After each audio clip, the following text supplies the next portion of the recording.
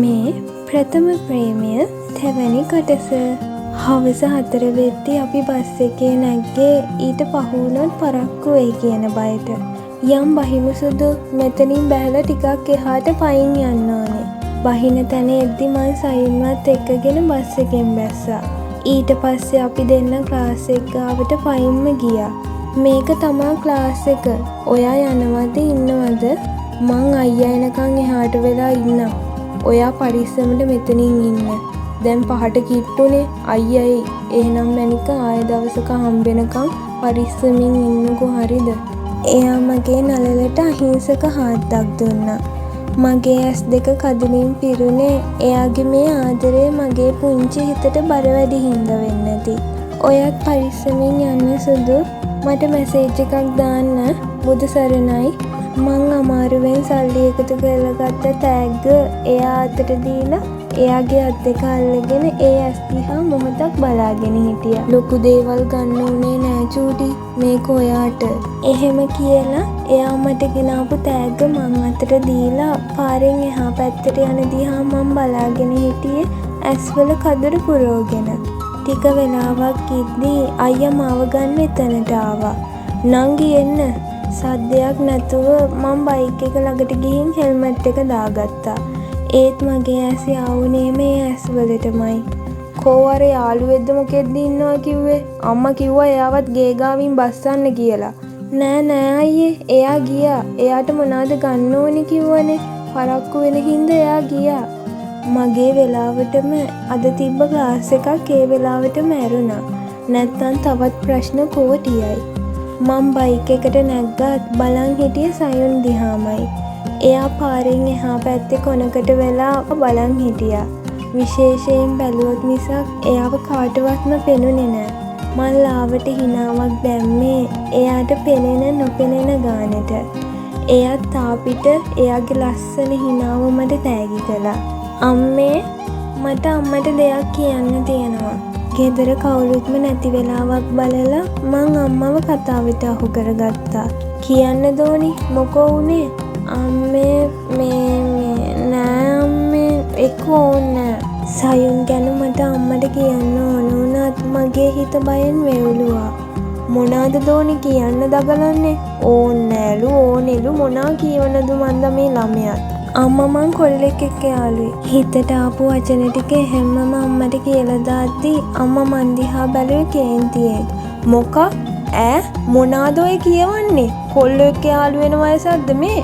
ඇයි අම්මා එහෙම කියන්නේ? මං දැන් ඉස්කෝලේ ගිහින් ඉවරයිනේ. ඉස්කෝලේ ගිහින් ඉවර වුණා කියලා උඹලා මහා ඒජන්තයෝ නෙමේනේ. අම්මගේ කේන්තිය උපරිමය මට හොයාගන්න පුළුවන් උනේ අම්මගේ වචන වලින්. කොල්ලා කොහේකද? රත්නපුරේ අම්මා. බුදු අම්මෝ හොයාගෙන තියෙන දුර. ඔය කොහෙන් හම්බුන කොල්ලෙක්ද? ක්ලාස් එකකින් අම්මේ. එයාව හම්බුන විදිහ ගැන විස්තර එකින් එක මං අම්මට පැහැදිලි කළා. රත්නපුරේ කොහෙද? ගණේගොඩ. මුකුන්ද දන්නේ අප්පා විස්තරයක් මුකුත් දන්නේ. ඔහේ යාළු වෙනවා. ඔන්න මං කලින්ම කිව්වා දෝනි අපේ පවුලට රස්තියාදුකාරයෝ මැරයෝ නම් ගේන්න හදන්න එපා. මම මුකුත් නොකිය කාමරයට ගියා. මගේ හිත හොඳටම බිඳිලා තිබ්බේ. මං වැරද්දක්ද කරේ දෙවියනේ? කොල්ලෙක් එක්ක යාළු වෙන එක වැරද්දක්ද? අත් දෙක මූණට ඔබාගෙන මං එක ගහ ඇඬුවා. මගේ හිතේ වේදනාව අඩු වෙනකම්ම මං ඇඬුවා. නංගි මොනවද මේ අම්මා කියන්නේ? මොකක්ද අයියේ? කවුද කොල්ලා? මං ගැඹුරු හුස්මක් ගත්තේ මෙතනින් පස්සේ වෙන දේවලුත් කොහොම හරි ඉවස ගන්න කියලා මගේ හිතට බල කරන ගමන්. කියනවා කවුද කොල්ලා? අයියා අඳුරන්නේ නෑ. බිම බලාගෙනම මම කිව්වා. හරි බං කියපංකුගේ විස්තරයක් ඉතුරු ටික මං කරගන්නම්. එයාගේ නම සයුන්. රත්නපුරේ කිව්ව නේද? හරියට ඇඩ්‍රස් එකක් දන්නේ නැද්ද? මම ඔළුව දෙපැත්තට වැනුවේ නෑ කියන්න. ඇත්තටම මං එයාගේ ඇඩ්‍රස් එකක් තියා රත්නපුරයට යන්නේ කොහොමද කියලාවත් දැනන් හිටියේ නෑ. ඌ FB ඉන්නේ මොන නමින්ද? සයුන් අභිලාෂ්. මං බලා ගන්නම්කෝ. මටත් තොර වෙලා අයියා යන්න ගියා. හැම බාධකයක් අස්සෙන්ම මගේ සයුන්ගේ ආදර කතාව සංසුන්ව ගලාගෙන ගියා. අපේ අම්මට ඔයා එක්ක කතා කරන්න ඕනෙලු. දවසක් සයුන් එක්ක කෝල් ගත්ත වෙලාවක එයා කිව්වා අනේ සුදු මට බෑ මම මොනා කතා කරන්නද මට ලැජ්ජයි අප්පා. ලැජ්ජ වෙන්නේ මොකටද නිකන් කතා කරන්න. අම්මා ඔයාට අකමැති වෙන්නේ නැහැ කොහොමත්. සයුන්ගේ අම්මට කතා කරන්න මං එකග වුණා.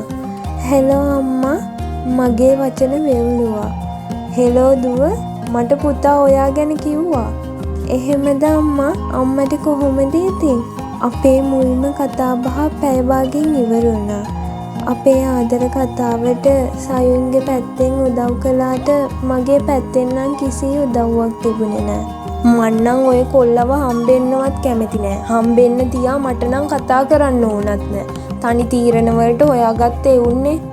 අන්න ඌ අම්මා මෙයාට පුළුවන් ද බැදපු දවසකවත් අර වන්නිය ගිහින් ජීවත් වෙන්න.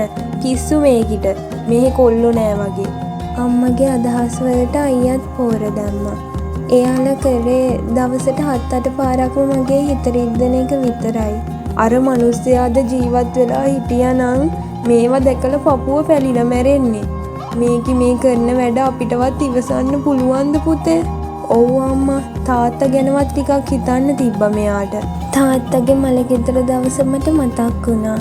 හිතපුවත් නැති විදිහට අසනීප වෙලා තාත්තා නැති වෙලා අපි තනියම ගෙවන 3 වෙනි අවුරුද්ද මේ ලබලා තියෙන්නේ.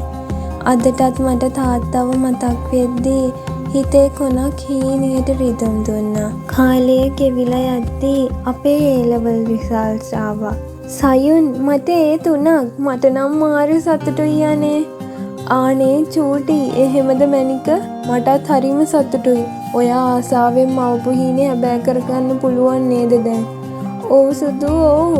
ඔයාගේ රිසල්ට් කොහොමද? සයුන් මොහොතක් නිහඬ වුණා.